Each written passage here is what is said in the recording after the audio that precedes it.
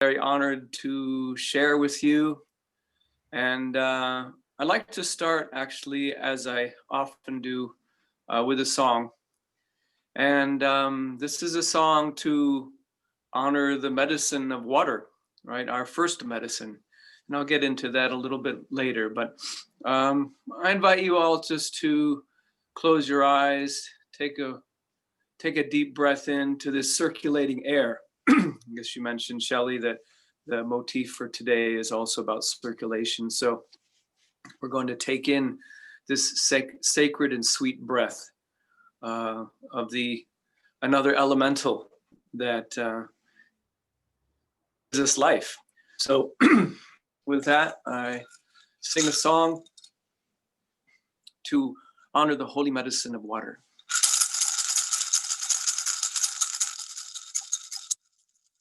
Holy water, yana we yana yo wana huina no we yana yo wana huina holy water, yana yo we mani we toni yana no we yana yo wana huina no we yana yo wana huina holy water, yana yo we wakadanka yo we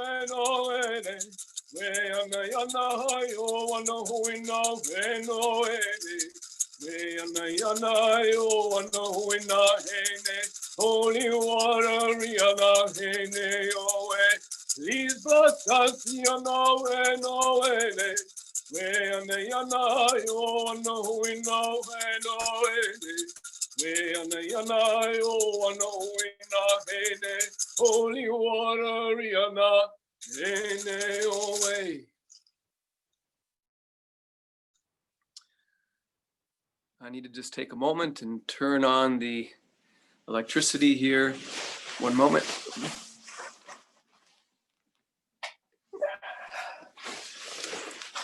That way I can still have some energy with my phone.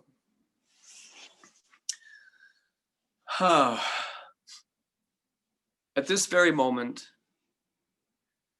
there are individuals who are putting their lives on the line to protect our water. Water is our first medicine.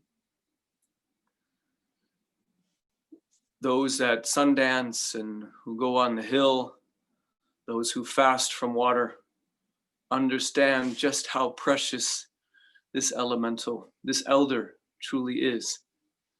Earth, air, fire, water. These are the first sentient living beings on the planet. And we commence as actually aquatic organisms. We are suffused and surrounded in the amnion of life, in the amnion of our biological mother's womb. And we float and we suspend and we develop there. And then in a magical shift, we move into our second medicine, which is air, as we become an air-breathing organism rather than an aquatic one. And then, of course, the earth is a sentient living organism, a being that has been here for billions of years. And then, of course, we have the fire, which is also one of our elders, grandfather. And with all of these elementals, all of these first beings who are basically the grandparents of this earth, they comprise us. We are a part of them. And we need to look to them for counsel, for wisdom, for medicine. There are individuals, as I mentioned, who are literally putting their lives on the line to protect these elders. And it's vital that we ensure their protection so that all of our relations for 7 generations and beyond will be able to survive and flourish. what is precious about water is that it is a profound purifier and cleanser. Now, actually, all of these elders, all of these grandparents, earth, air, fire, water, these elementals, as well as snow. Snow is also an elemental that has very unique properties as well. But all of them are purifiers. However, with the holy medicine of water, besides purification and cleansing, it carries memory. And so the waters that we imbibe for our survival have circulated on this planet from the very beginning of her creation. And every single person, every single being has touched this water. So when we drink this water, we're drinking in the beginning of creation. This water has circulated also around this entire planet, has been drank and excreted through every other organism. So there's a deep fundamental connection that takes place when we imbibe this water. Now, the reason why we are alive is because water is alive. It's a sentient being. And we pray into this water. And as we pray, water carries the memories of those prayers. And as we imbibe this water and allow it to fuse and merge and coalesce with the waters that dance within our own body, they become one. So that prayer that we infuse into that water and take inside then begins to transform the waters within our own body. That it becomes a living prayer, that every step we take is a manifestation of the prayers that we are laying down for our lives and for those who we love. And so I encourage and invite all of you that before you drink water, that you pray into it. I'm sure many of you who are listening are familiar with the research of Emoto, the Dr. Emoto, who employed scientific methodologies to essentially prove that water is sentient and alive and responds to her environment. And so if we have a favorable thought or a favorable invocation into the water, then at the molecular level, she responds to that. And so in our ceremonies, whether it be the purification lodge, what's called the Inipi and Lakota, or in the Native American church for midnight water and morning water, we roll a smoke and we pray, sending smoke, a prayer, a visible living prayer into the water. And the water receives that prayer, cradles and nurtures that prayer. And that prayer is then sent. And all of us may drink and benefit from the blessings of that prayer and the memories that she carries from the prayers that we invest, as well as every other memory that our ancestors have thought and experienced. That's how deeply, fundamentally connected we become, which is also why it is critical that we protect our waters. If we defile our waters, if we contaminate and pollute our waters, then there will not be life. And it's a very simple equation. It has nothing to do with politics, has nothing to do with bureaucracy. It really fundamentally comes down to action. Not rhetoric, but action. The actions to understand that our very survival is contingent upon ensuring that our water remains pure. Because when our waters are pure, then she can also continue to cleanse and purify. But if the waters are defiled, then there's less efficacy with her capacity to cleanse and purify this earth and all beings upon her. And so I invite each and every one of you to become a warrior, to become a protector of the waters, of the earth, of the air, of the fire. And we often think protecting the fire, and the reality is I reside in California, and we have wildfires, but there's a difference between cultural burns that the indigenous peoples all over the world have cultivated that intimate relationship with fire.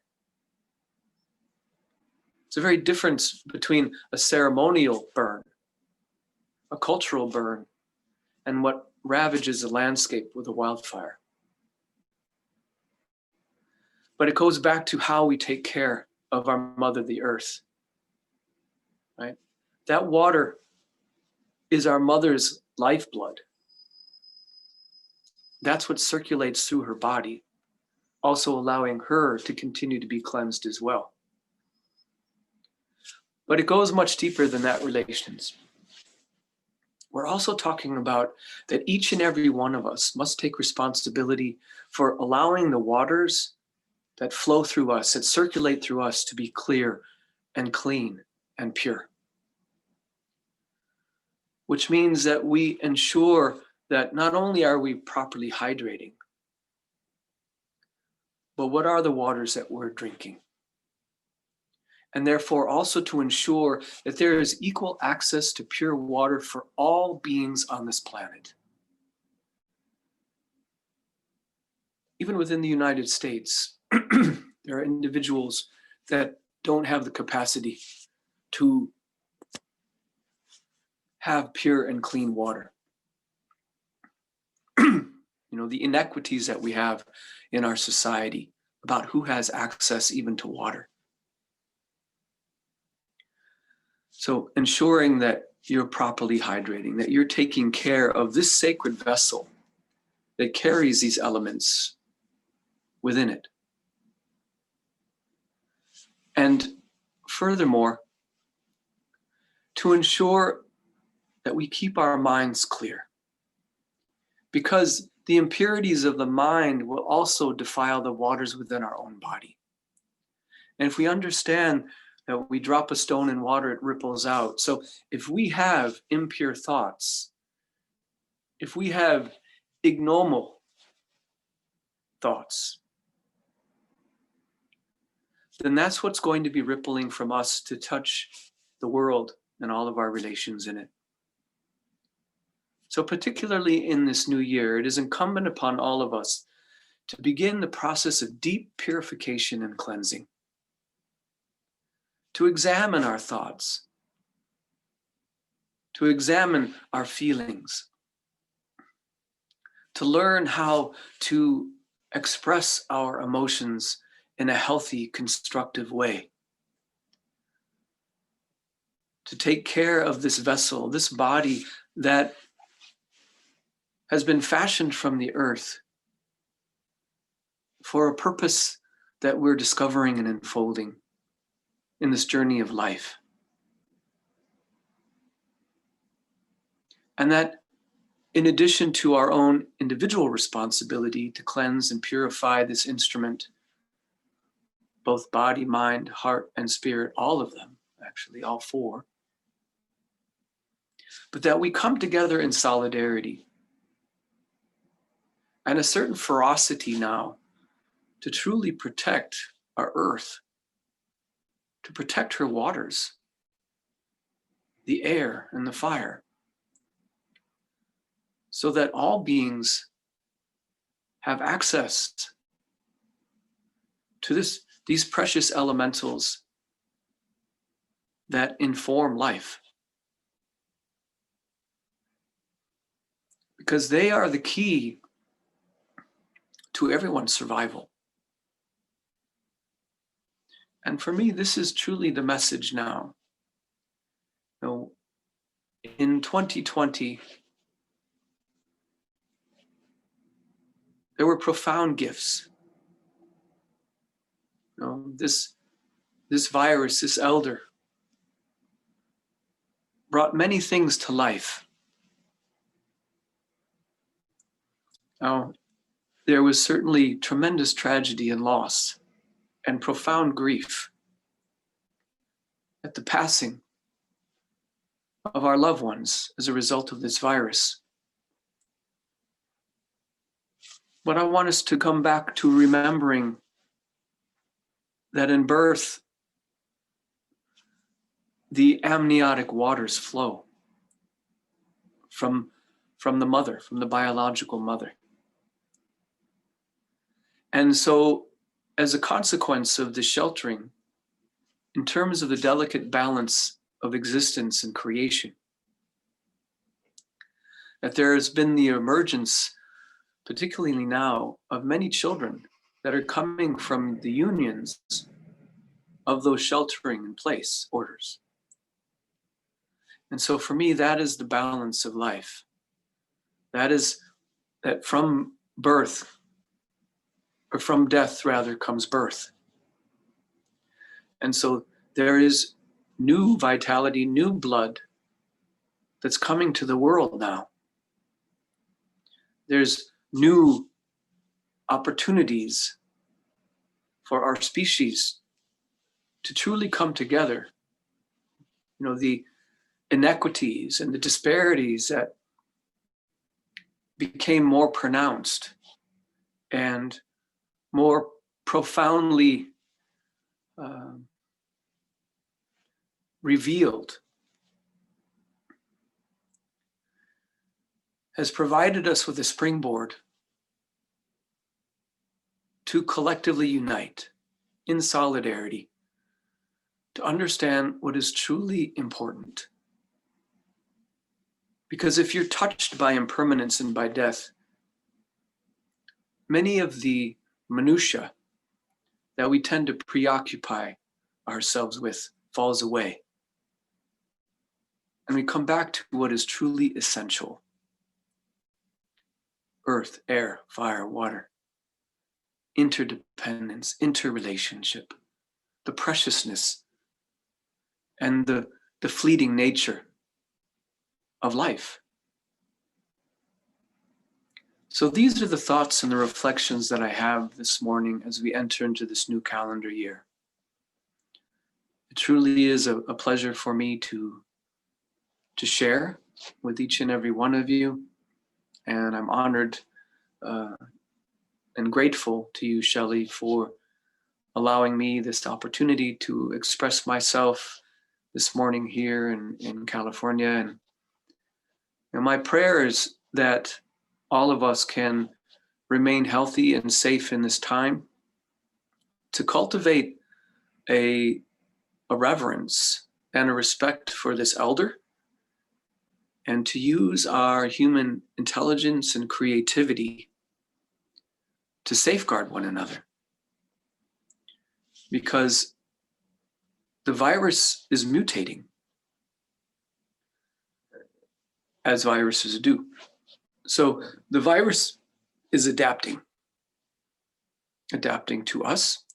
And in so doing, therefore, one thing that the medicine of water teaches is infinite flexibility. And so we as human beings must also cultivate flexibility and adaptability and resilience in this time in order for us to be able to survive. So I thank each and every one of you for this moment to be able to share. I pray that in this week, it can be a time of deep replenishment for all of you, a time of reflection. We are currently now in the winter of dreaming. We're in a season where it's time to go within, a time of internalization, a time to receive dreams of guidance and direction, to prepare ourselves to begin to store energy as our relations out in the natural world are. Many mammals are hibernating now. The trees, the deciduous trees anyway, right, are all internal as the leaves have dropped to the earth to begin the process of reclamation again, to rebuild the soil for the spring. So this is our time as well to enter into deep reflection, profound integration, to reflect upon what transpired in 2020, to ensure that we're not going to be replicating any unhealthy patterns or addictions that may have emerged last year, and to gain insight and direction from the ancestors so that we can fulfill our original instructions, both individually and collectively as a species. And so with that, I bid my adieu to all of you today, as I must continue on my journey here.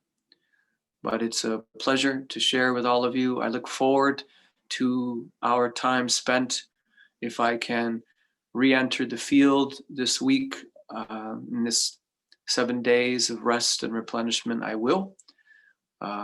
However, it's important that we are careful with the words and the promises that we make.